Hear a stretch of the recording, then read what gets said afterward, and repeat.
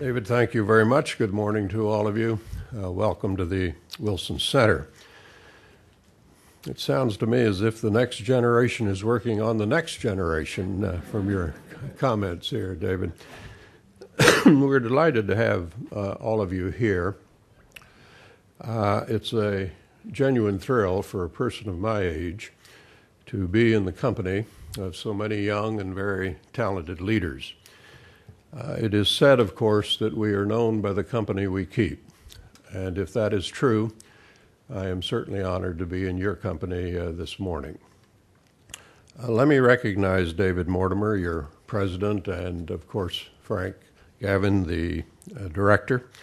I also want to say a word of appreciation to Gib Clark and to Jeff DeBelco, Amy Wilkinson, who have worked very hard here at the center to make this all possible.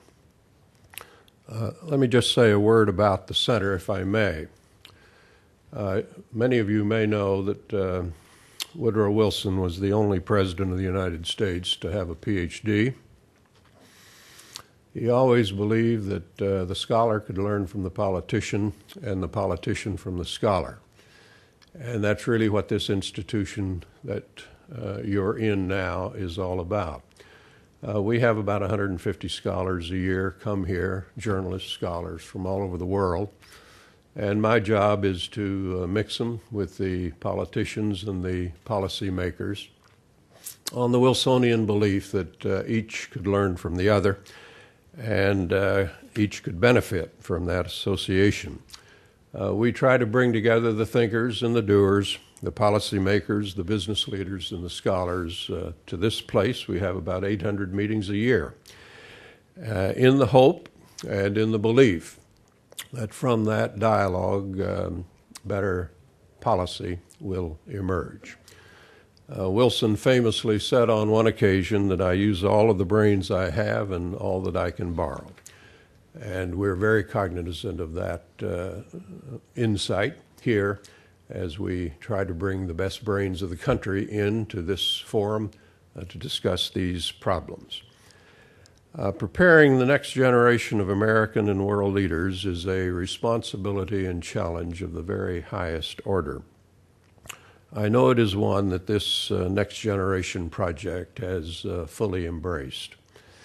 I'm really quite pleased, even excited, to see talented young leaders seriously thinking about the challenges that this country confronts.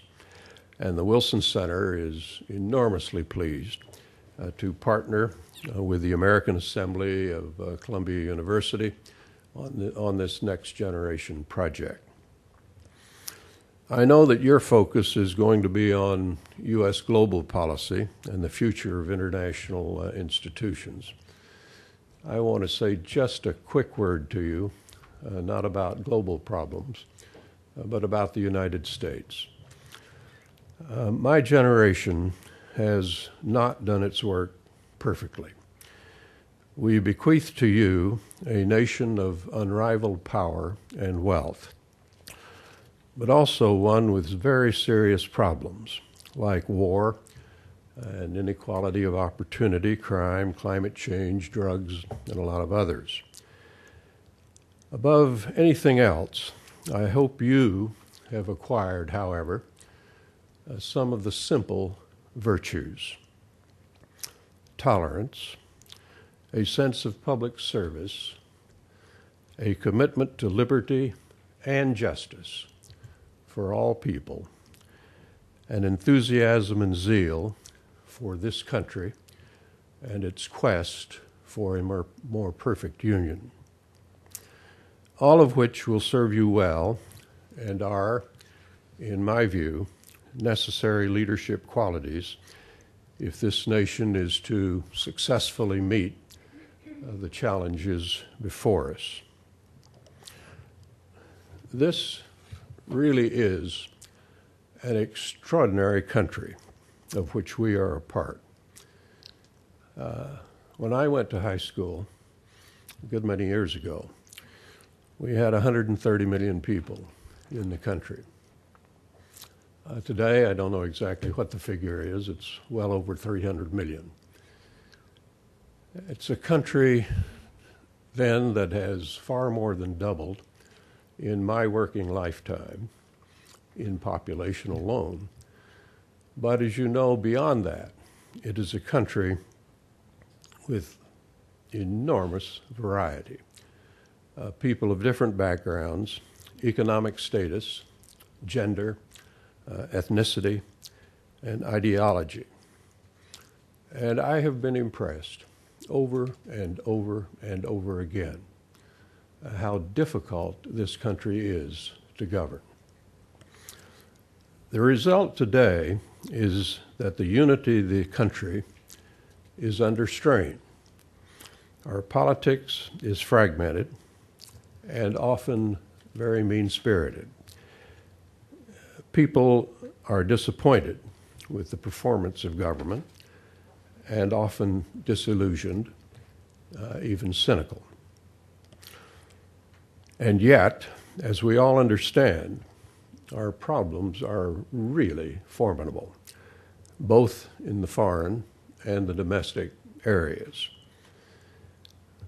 The big challenge for your generation, from my point of view, is to make the country work.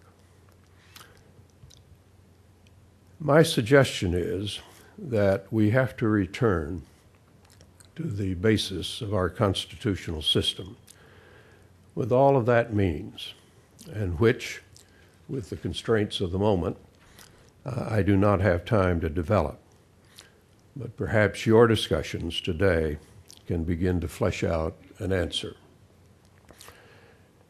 You really do. I know something about the way you were selected. You really do represent the very best of young American leaders. You have been given freedom and opportunity. You have responded to these gifts, which, by the way, you did not earn, with constructive participation in the world around you. And because of that, and because of you, I have confidence in the future of the country. The commencement speakers said several times these past few weeks to the graduating seniors, you, young people, really are the best hope for mankind. My generation is profoundly grateful to you for taking up the challenges we confront, all of us, seriously and responsibly. And my generation ardently wishes for your success. And so in your discussions, I wish you all the best. I hope your time is meaningful and productive here.